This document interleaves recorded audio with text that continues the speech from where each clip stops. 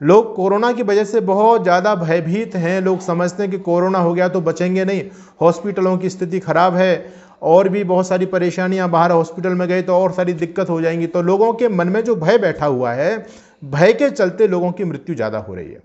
तो सबसे बड़ी बात यह है कि जो लोग प्रताड़ित हैं कोरोना से, वो तो अपना उपचार ले ही रहे हैं और उसमें बिल्कुल भी कोई किसी भी प्रकार की कमी नहीं करनी चाहिए। एकदम हमको बहुत अलर्ट होकर के अपना ट्रीटमेंट, उपचार कराना चाहिए।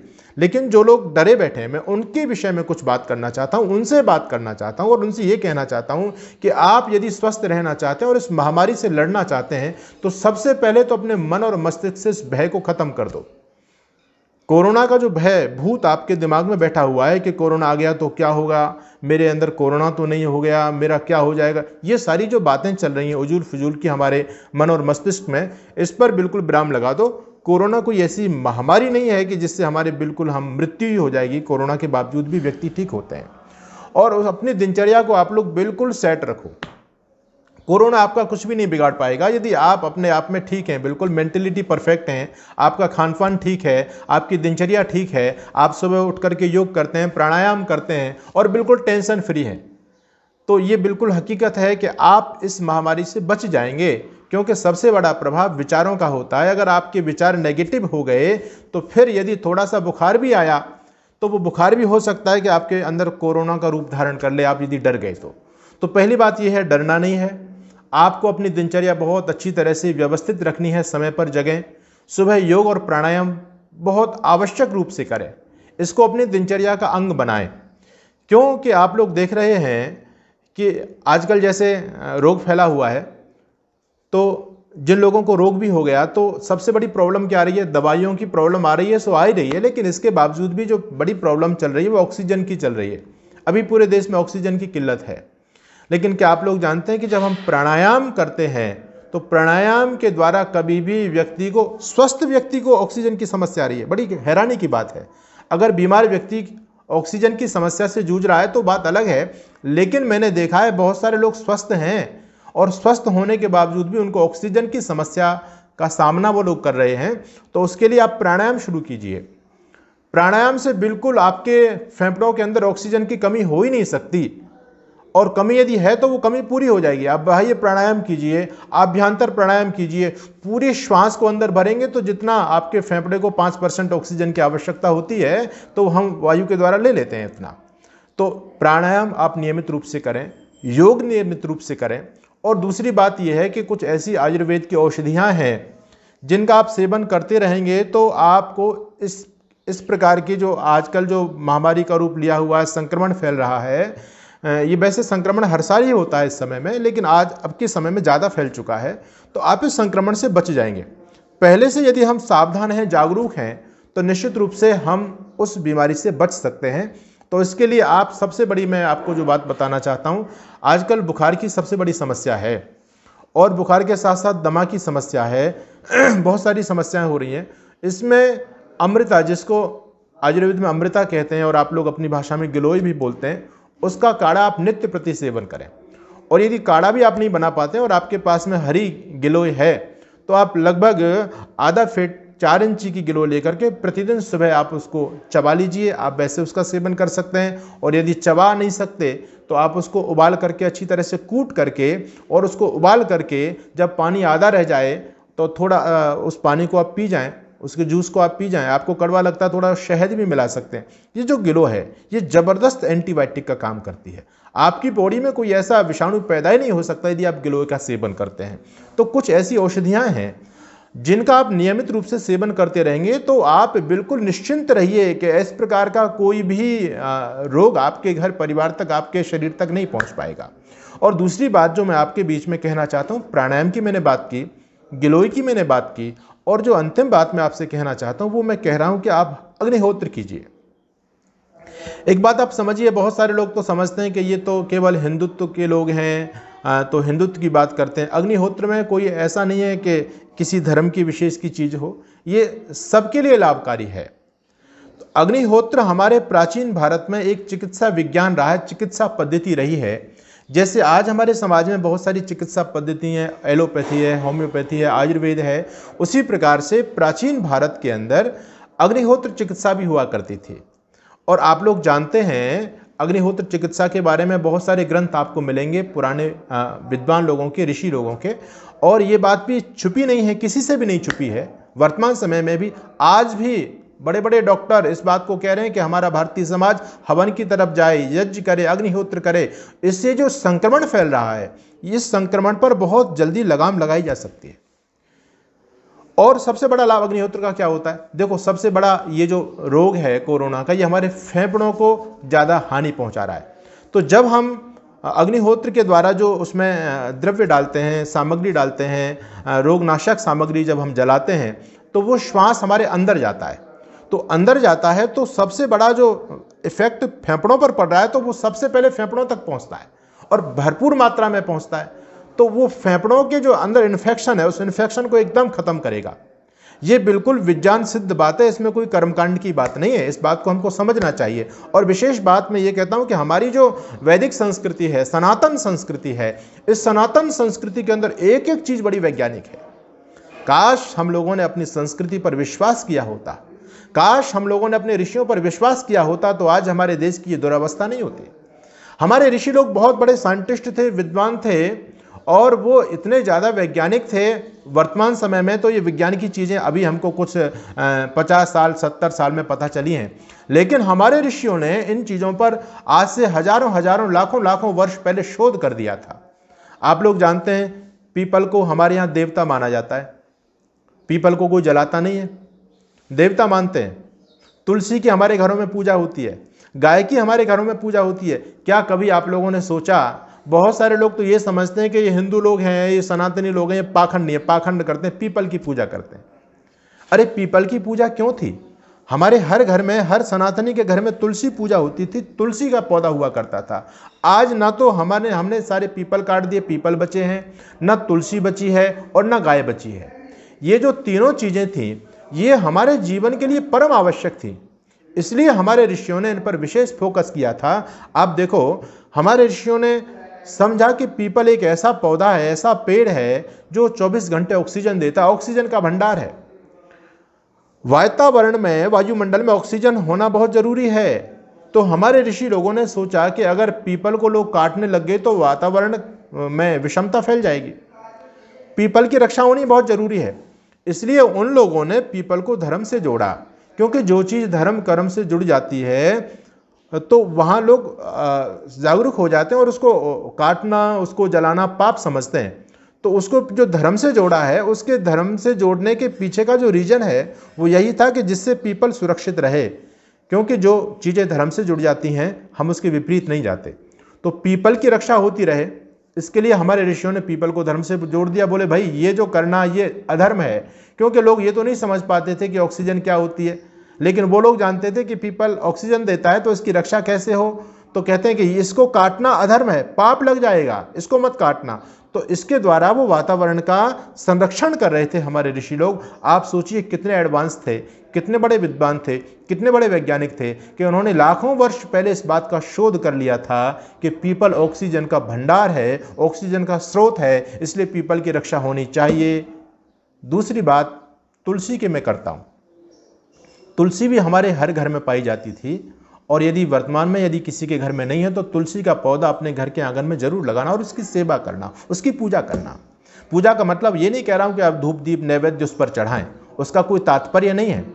पूजा का मतलब ये है कि समय पर उसको खाद पानी दे करके और उसका रक्षण करें, उसकी वृद्धि करें, ये उसकी पूजा है। तो तुलसी सबसे बड़ा एंटीबायोटिक होता है। तुलसी के नियमित सेवन करने से बहुत सारे रोग, बुखार, अनेक प्रकार के कफ, खांसी, सर्दी, टीबी और बहुत सारे ऐसे रोग हैं। आयुर्वेद में इसका बहुत विशद वर्णन है। तो हमारे घरों में तुलसी इसलिए होती थी, हमारे पुराने लोग वैद्य हुआ करते थे, घर घर में हमारी माताएं आयुर्वेद की ज्ञाता होती थीं, तो वो इस चीज को जानती थी। थोड़ी सी यदि खांसी हुई, जुकाम हुआ, बुखार हुआ, तत्काल घर में तुलसी है, तुलसी एंटीबायोटिक है, तो वो एंटीबायोटिक ले लेते थे, उनको कहीं बाहर एंटीबायोटिक इंजेक्शन लगवाने की आवश्यकता नहीं होती थी। तो तुलसी का आप नियमित सेवन कीजिए, तुलसी को घर में जरूर लगाइए। पीपल ऑक्सीजन का स्रोत होता था, आज कट गए। आप अपने जीवन में आगे अगर हम लोग जागरूक नहीं हो पाए तो समस्या क्या आने वाली है। जिस प्रकार से आज हम लोग अपने साथ में पानी की बोतल लेकर के चलते हैं, आने वाले समय में यदि हम लोग जागरूक नहीं हो पाए तो कुछ दिन में हर एक व्यक्ति के पास में एक ऑक्सीजन का सिलेंडर भी रहेगा और वो ऑक्सीजन की नली उसके नाक में लगी होगी, वो अपनी यात्रा करेगा। तो हम लोगों को ये जागरूक होना है, ये स्थिति बार बार नहीं आनी चाहिए, क्योंकि रोग तो बढ़ेंगे आगे जाकर के। ये तो एक छोटा सा नमूना है, क्योंकि जिस प्रकार से हमारा खान पान विकृत हो चुका है, हमारा आहार विहार विकृत हो गया है, हमारी विचारधारा विकृत हो चुकी है, उसके तहत रोग और आने वाले हैं। इसलिए उन रोगों की रोकथाम हम पहले से करें। तो वातावरण पर हम ध्यान दें। पीपल बहुत ज़बरदस्त ऑक्सीजन का स्रोत है। आज ऑक्सीजन, बड़ी दुर्भाग्य की बात है कि हमने सारे पीपल काट डाले। ऋषि लोगों की बातों को हमने अंधविश्वास में लिया। हम कहते हैं कि ये तो अंधविश्वासी लोग हैं, पाखंडी लोग हैं, लेकिन पाखंड नहीं था, वो बहुत बड़े साइंटिस्ट थे। वो जानते थे ये हमारे जीवन रक्षक के लिए कितनी बड़ी जीवन रक्षक प्रणाली है। इसलिए ऋषियों ने पीपल की रक्षा की बात कही थी। पीपल को देवता बताया, बोले इसकी पूजा करो, उसको काटो मत। तुलसी की पूजा बताई, क्योंकि तुलसी भी बहुत ज़बरदस्त पौधा होता है। और एक हम जिसको माँ मानते हैं वो गाय। आप लोग जानते हैं कि गाय एक ऐसा प्राणी है धरती पर जो ऑक्सीजन का लबालब भरा हुआ एकदम स्रोत है, भंडार है। बड़ी हैरानी की बात यह है कि दुनिया में जितने प्राणी हैं, वो जब प्राणी श्वास लेते हैं तो श्वास में वो ऑक्सीजन ग्रहण करते हैं, और प्रश्वास में जब श्वास को बाहर फेंकते हैं तो कार्बन डाइऑक्साइड छोड़ते हैं, ऑक्सीजन को रख लेते हैं अपने अंदर।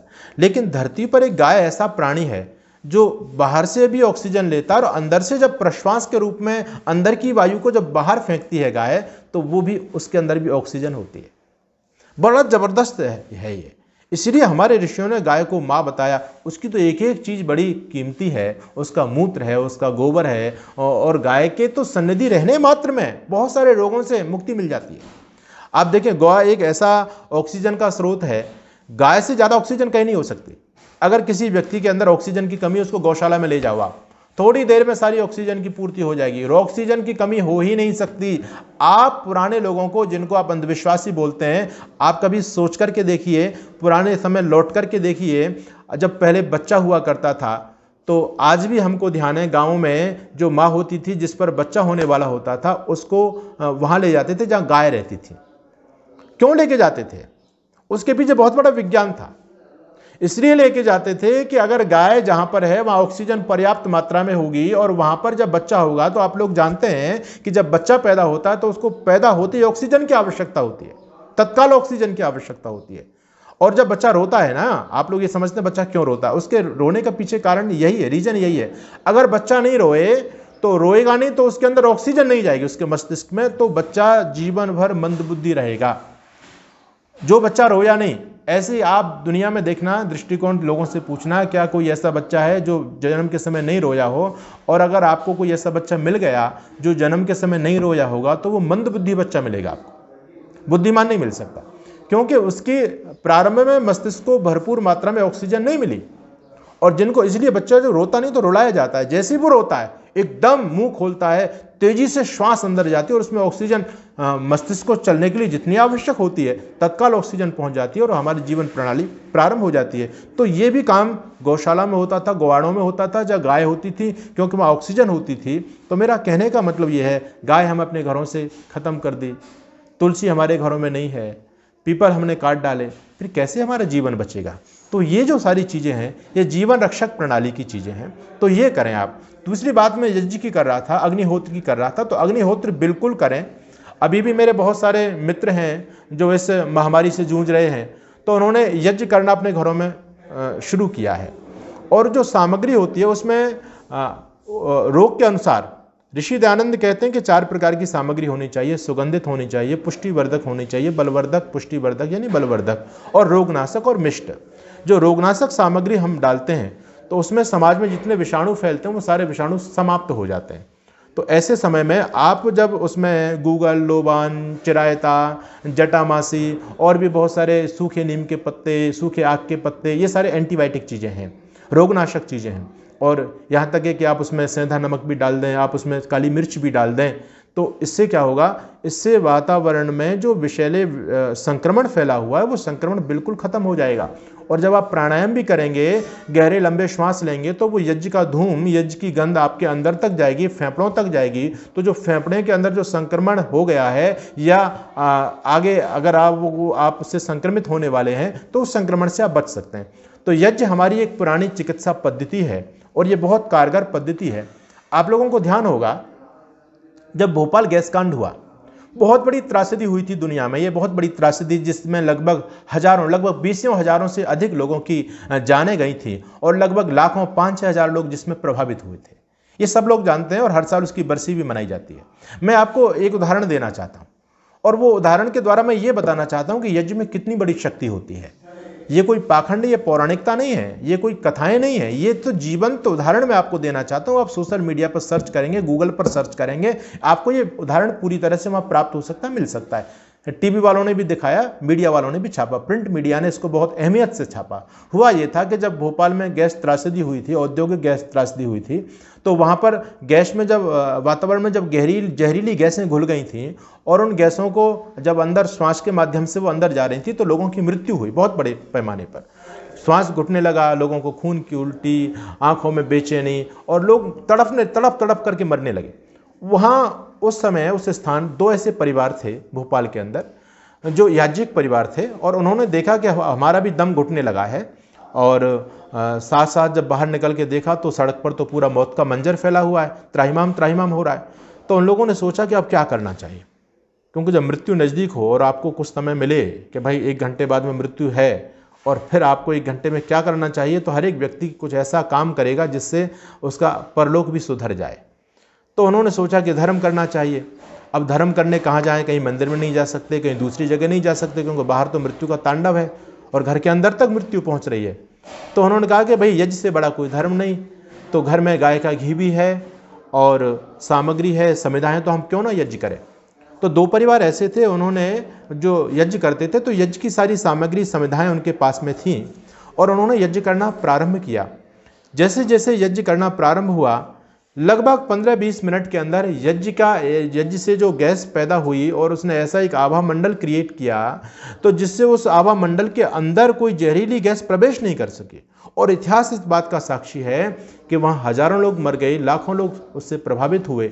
लेकिन वो जो परिवार थे, जो 2 परिवार जहाँ पर यज्ञ हुआ था, उन दोनों परिवारों का एक भी व्यक्ति उस महामारी से संक्रमित नहीं हुआ था, मृत्यु नहीं हुई थी, ना कोई प्रभावित हुआ था, ना कोई अपंग हुआ था उस गैस के अंदर जाने से। तो ये शक्ति किसकी? यज्ञ की शक्ति है, ये कोई पाखंड नहीं। क्योंकि यज्ञ में यज्ञ चिकित्सा है और सामग्री हम रोगनाशक डालते हैं, तो वो जो भी ऐसा वातावरण में कोई ऐसा विषैली चीज़ आ जाती है। अब आप लोग जानते हैं कि अभी एक वैज्ञानिक का लेख आया था और वो कह रहे थे कि जहाँ पर यज्ञ होता है वहाँ से लेकर के, उस स्थान से लेकर के 100 यार्ड के क्षेत्र में 1 महीने तक किसी भी प्रकार का कोई विषैला जो है ना कीटाणु पैदा नहीं हो सकता। तो ये यज्ञ की शक्ति है, क्योंकि यज्ञ एक बहुत बड़ा विज्ञान है। तो आप अपने घरों में यज्ञ शुरू करो, बड़े स्तर पर पूरे परिवार को साथ लेकर के बैठो। भगवान ना करे कि आपके परिवार में भी ऐसी कोई महामारी आए या कोई भी और किसी दूसरे प्रकार का संक्रमण आए, तो उससे पहले आप लोग जागरूक हो जाएं। तो इसको जरूर आप लोग करें, यज्ञ करें, जितना आपका सामर्थ्य हो, जितनी देर बैठ सकें, प्राणायाम करें, शुद्ध हवा आप अपने अंदर लें। और दूसरी बात मैं एक और कहना चाहता हूँ कि हम थोड़ा संयमी बने। हमारे ऋषियों ने स्वस्थ रहने के 3 आयाम हमको दिए। वो कहते हैं कि जो व्यक्ति स्वस्थ रहना चाहता है तो उसको हित भुक होना चाहिए, मित भुक होना चाहिए और ऋत भुक होना चाहिए। ये हित भुक, मित भुक, ऋत भुक, आयुर्वेद के ऋषि कहते हैं हित भुक का मतलब क्या है? हित भुक का मतलब होता है हितकारी भोजन। आज का व्यक्ति दुखी और बीमार इसलिए है क्योंकि वो हितकारी भोजन नहीं करता, बल्कि जीभ के स्वाद के लिए भोजन करता है। और याद रखो, जो चीज़ स्वादिष्ट होती हैं जरूरी नहीं कि वो चीज़ आपके स्वास्थ्य के लिए भी लाभदायक हो। आज ज़्यादातर मैं इस बात को बड़े कॉन्फिडेंस से कह सकता हूं कि 99.9% लोग जीव के स्वाद में ऐसे अंधे हो रहे हैं जिनको ये नहीं पता कि आप जीव के स्वाद में जिन पदार्थों का सेवन कर रहे हैं वो पदार्थ आपके जीवन के लिए कितने ज़्यादा घातक हैं। तो हमारे ऋषि कहते हैं कि हितकारी खाओ, जीव के स्वाद के लिए मत खाओ। अगर आप जीव के स्वाद के लिए खाएंगे तो पहली हानि तो ये होगी कि वो पदार्थ आपके स्वास्थ्य के लिए अनुकूल नहीं है। दूसरी बात ये है कि वो पदार्थ जो स्वादिष्ट होता है, जीव के स्वाद के अनुसार आपने जिसको बनाया है, स्वाद में व्यक्ति उस पदार्थ को ज़्यादा खा जाता है और ये भी बात बिल्कुल हकीकत है, ये आंकड़े हैं कि आज तक दुनिया में मृत्यु भूखे लोगों की तो बहुत कम हुई है। लगभग 1% भूखे लोगों की मृत्यु होती होगी, भूख की वजह से होती होगी। ज़्यादातर मृत्यु खाने की वजह से हुई है। लोगों को ये नहीं पता है कि हमको खाना क्या है। आज आप देखो, फास्ट फूड का ज़माना चल पड़ा है। हमारे घरों में, हम अपने घर में जो थोड़े से भी संपन्न हैं, वो घर में भोजन बना करके खाना एक गरीबी का प्रतीक समझते हैं, अपमान की बात समझते हैं। वो लोग होटलों पर जाकर के खाना बहुत बड़ी गौरव की बात समझते हैं। और दूसरी बात यह है, होटल पर जाकर के खाते हैं, फास्ट फूड खाते हैं, पता नहीं ऐसी ऐसी गंदी गंदी चीज़ें चल रही हैं, हॉट डॉग है, मोमोज़ है, पता नहीं क्या क्या जिनके नाम हैं, जो पूरी तरह से हमारे स्वास्थ्य के लिए घातक हैं। तो ऐसी चीज़ों को खाने से आप बचें। जो शरीर के लिए हितकारी हो वही भोजन लेना चाहिए, जीभ के स्वाद में नहीं लेना चाहिए। और ऋषि कहते हैं मित भूख, थोड़ा खाना चाहिए, ज़्यादा नहीं खाना चाहिए। जो चीज़ स्वादिष्ट होती है व्यक्ति उसको ज़्यादा खाता है। इसलिए हमारे गुरुजी कहते हैं कि भाई जो चीज़ स्वादिष्ट है उसको कम खाओ, क्योंकि स्वाद में आप ज़्यादा खा जाओगे तो बीमार पड़ोगे। तो हितकारी, अपने स्वास्थ्य के लिए जो चीज़ हितकारी है उसको खाइए, जीभ के स्वाद के लिए नहीं। आपको यदि कोई वैसी चीज़ खाने की इच्छा होती है अपने घर में बनवाइए, बाहर मत खाइए। और हित भूख, मित भूख और ऋतु भूख। ऋतु भूख का मतलब होता है ऋतु के अनुसार खाना। जैसी ऋतु चल रही है तो उस ऋतु के अनुसार भोज्य पदार्थ जो भगवान ने हमको दिए हैं, हमको विवेक भी भगवान ने दिया है, उस प्रकार का भोजन हम करेंगे तो निश्चित रूप से हम लोग स्वस्थ रह सकते हैं और इस प्रकार की बीमारियों से, संक्रमण से बच सकते हैं। आज के समय में आप देखिए कि आज सर्दी के समय में लोग शादियों में जाते हैं, पार्टियां करते हैं, वैसे बहुत सर्दी पड़ रही है, लोग उसमें भी कोल्ड ड्रिंक लेते हैं। तो उनको ये अकल नहीं है, ये समझ नहीं है कि हमको क्या खाना है। गर्मी के समय में गर्म पदार्थों का सेवन करना, जो चीज़ें ऋतु के बिल्कुल विपरीत है वैसे चीज़ों का सेवन करना, ये आयुर्वेद में बिल्कुल निषेध है। और इस प्रकार से यदि हम लोग करते हैं तो फिर हम रोगों से बच नहीं सकते। तो रोगों से बचना है, आप पहले से अलर्ट होकर के रहें, घबराएं बिल्कुल नहीं, घबराने से बात नहीं बनने वाली है। और ये कोरोना कोई बहुत बड़ा ऐसा रोग नहीं है जो एक बार आपके अंदर प्रविष्ट हो गया तो आप ठीक नहीं हो पाए। इस टेंशन को बिल्कुल दिमाग से निकाल दीजिए। भगवान आप सबका मंगल करेंगे। और मैं चलते चलते बस यही संदेश आप लोगों को देना चाहता हूँ कि आप लोग स्वस्थ रहें, मस्त रहें, व्यस्त रहें। जितना ज़्यादा व्यस्त रहेंगे, किसी प्रकार के तनाव में नहीं रहें। और तनाव से दूर होने के लिए ओंकार का जप और प्राणायाम सबसे उत्तम होता है। तो सुबह उठ करके अपनी दिनचर्या का अंग इसको बनाएं। सुबह उठ करके शौच आदि से निवृत्त होकर के नियमित रूप से आप योग करें, प्राणायाम करें, कुछ आयुर्वेद की औषधियों का सेवन करें, जैसे अमृता आदि, गिलोय आदि का सेवन करें, उसका काढ़ा का प्रयोग करें। या आप लोग यदि थोड़े से भयभीत भी हैं तो आप पतंजलि की कोरोना किट भी लेकर के आ सकते हैं, उसका भी सेवन कर सकते हैं। सुदर्शन घनबट्टी का सेवन कर सकते हैं, उससे भी आजकल के जो वायरल बुखार चल रहे हैं इनसे आप बचेंगे। याद रखो, कोरोना तो बहुत कम स्तर पर फैल रहा है, बाकी ये संक्रमण का काल है, इसमें बुखार, अनेक प्रकार के बुखार बढ़ रहे हैं। तो उन बुखारों से हम जिस प्रकार से, अगर हम इस प्रकार की अपनी दिनचर्या बना लेते हैं तो उन चीज़ों से हम लोग बच सकते हैं। आप सबका मंगल हो, भगवान की कृपा बनी रहे, बिल्कुल टेंशन मुक्त। और एक बात और सुनो, जो हमारे लिए हितकारी होता है भगवान वो करते हैं। भगवान हमको वो नहीं देते जो हम चाहते हैं, भगवान वो देते हैं जो हमारे लिए हितकारी हो। हमारा जिसमें कल्याण होता है वो भगवान करते हैं। तो आप बिल्कुल टेंशन फ्री होंगे, रहेंगे और हमारे लिए जिसमें भी कल्याण होगा, जो भी ठीक लगेगा प्रभु को, वो हमको मिलेगा। इसलिए आप सभी का बहुत बहुत धन्यवाद, बहुत बहुत अभिनंदन, बहुत बहुत आशीर्वाद।